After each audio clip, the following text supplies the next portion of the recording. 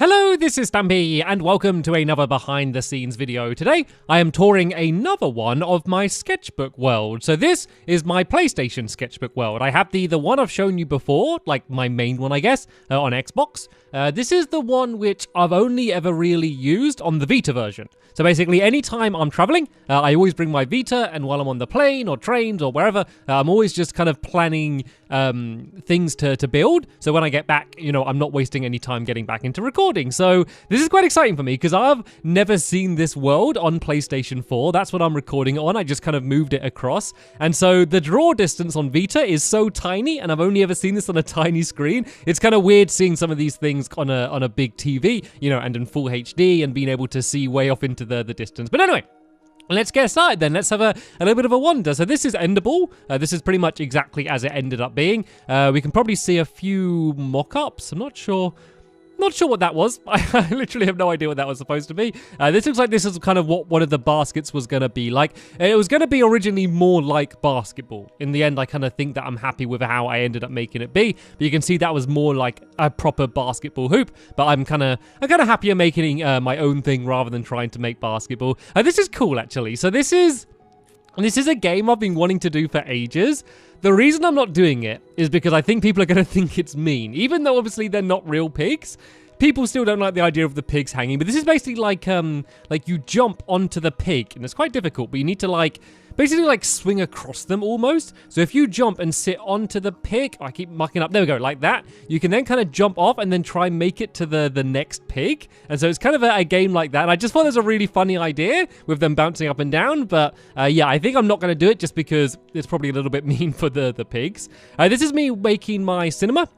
My movie magic cinema. You can see this is me playing around with different materials, different colors for the front. I realized that was kind of too similar to my circus, and so I kind of did it purple and yellow, which I think actually ended up looking really nice. And let's see, is this pretty much the same as it was before? Yeah, I think this is pretty much how it actually ended up in my videos. I don't think I changed it too much from this, and that was me. That's obviously when I came up with the name and just put down a sign to make sure I didn't forget.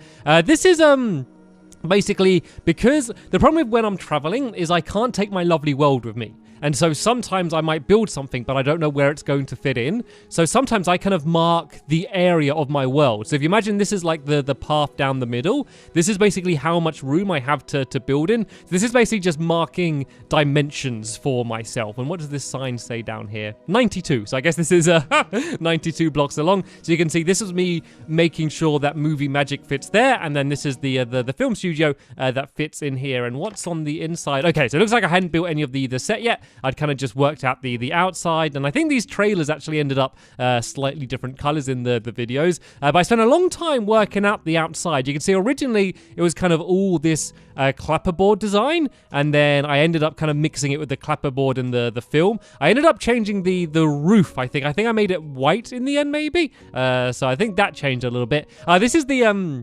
Boingy Beaks minigame. That's what this thing here is. The actual game, like the outside, stayed pretty much the same. The biggest difference is the redstone, and this redstone is not quite as good as I got in my lovely world. Like, I was able to cut down on a lot of these repeaters and basically made the entire thing more efficient.